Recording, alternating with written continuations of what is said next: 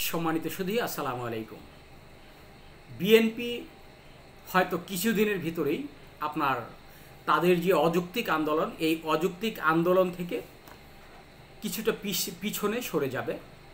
তার কারণ হচ্ছে তারা এই মুহূর্তে যদি ফেসবুক, ইউটিউব কিংবা ইনস্টাগ্রামে যদি কোনো প্রকার একটি স্ট্যাটাস দেয় কোনো নেতা, তাদের বিরুদ্ধে লক্ষ লক্ষ কমেন্টস এবং তাদের বিরুদ্ধে নেতিবাচক এই আলোচনায় মানুষ শরিক নেয়। যার কারণে এখন বিএনপি বুঝতে পারছে যে আসলে তারা কি করতে যাচ্ছে। আসলে কি বিএনপির এই 1 কোটি কিংবা 50 লক্ষ নেতাকর্মী দিয়ে কি বিএনপি রাজনীতির যে মাঠটা, এত বড় একটি মাঠ, সেখানে চষে বেড়াতে পারবে কিংবা সংসদে যাওয়ার মতো কোনো সুযোগ রয়েছে? এই মুহূর্তে আমি আমার ব্যক্তিগত মতামত প্রকাশ করছি যে বিএনপি যদি এভাবে চলতে থাকে, এই গত 9 মাস যেভাবে তাদের বিভিন্ন আচরণ মানুষ উপলব্ধি করেছে, বর্তমানেও তারা যেভাবে এই অপকর্মের সাথে জড়িত হচ্ছে এবং তাদের নীতি নির্ধারক নেতাকর্মীরা, যারা প্রেসিডিয়াম সদস্য থেকে শুরু করে স্থায়ী কমিটির সদস্য, সাবেক মন্ত্রী, এমপি, তারা যেভাবে কথাবার্তা বলছে, এই আজকে আমি তাদের কথাগুলো উপস্থাপন করছি না।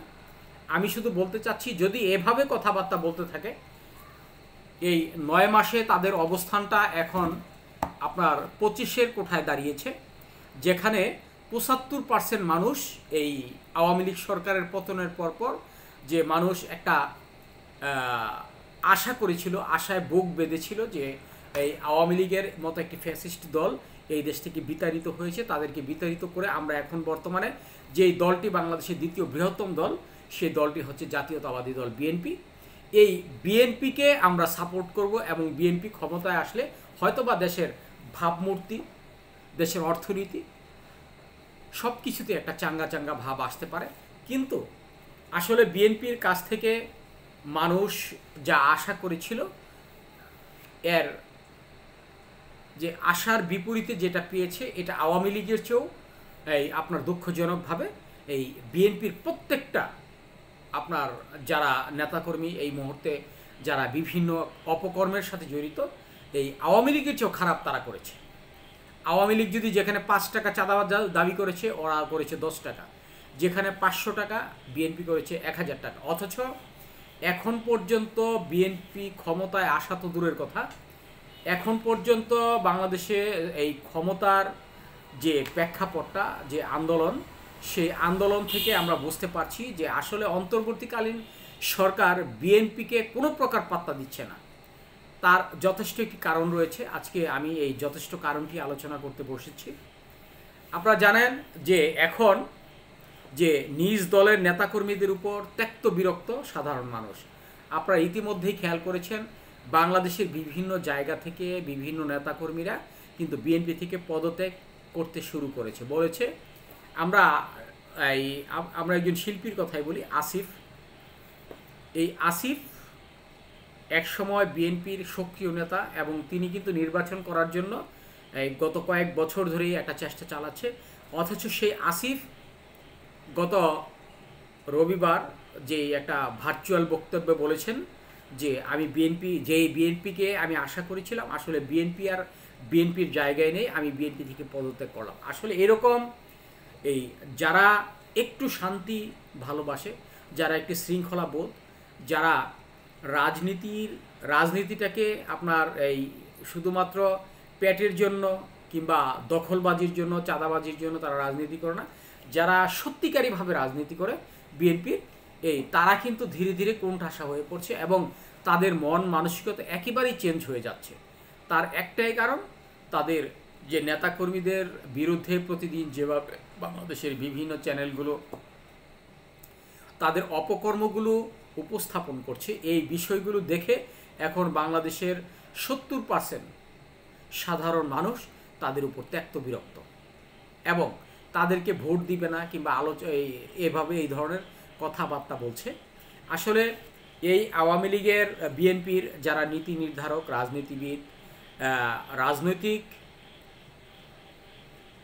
যারা প্রথম শ্রেণীর ব্যক্তিবর্গ, আজকে কিন্তু তাদের কথায় কাজে এই সাধারণ মানুষ যারা শুধুমাত্র সাধারণ নয়, এলিট শ্রেণীর মানুষরাও যারা শিক্ষিত মার্জিত, এই মানুষগুলো কিন্তু আজকে এখন বিএনপির যে অঙ্গ সংগঠনগুলোর মধ্যে বিএনপিকে খুঁজে পাচ্ছে না।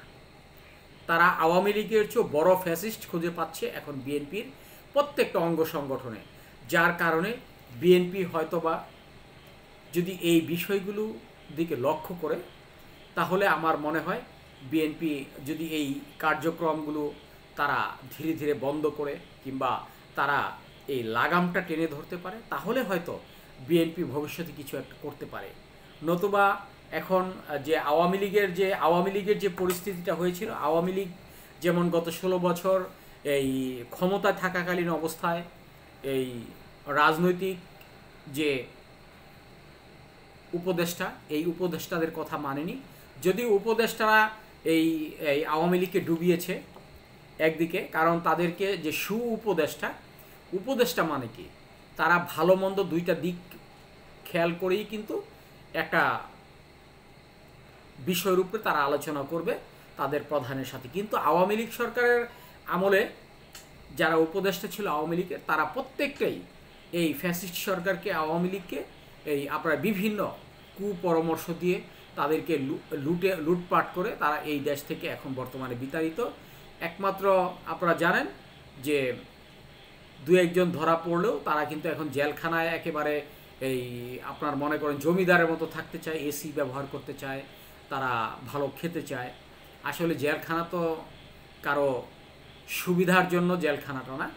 তারপরেও আজকে আওয়ামী লীগের নেতা এইসব উপদেষ্টারা আওয়ামী লীগকে যেভাবে ডুবিয়েছে, এখন বিএনপির উপদেষ্টারাও কিন্তু তারা এই বিএনপির যারা নীতি নির্ধারক, যারা এই বর্তমানে এই সাবেক এমপি মন্ত্রী, যারা কথা বলে এই জনগণের সাথে সম্পর্কটা নষ্ট করে ফেলছে, বিভিন্ন এই অযৌক্তিক কথা বলে, এই অযৌক্তিক কথার কারণে আজকে কিন্তু এই বিএনপির অবস্থাও ঠিক আওয়ামী লীগের পথেই এগিয়ে যাচ্ছে।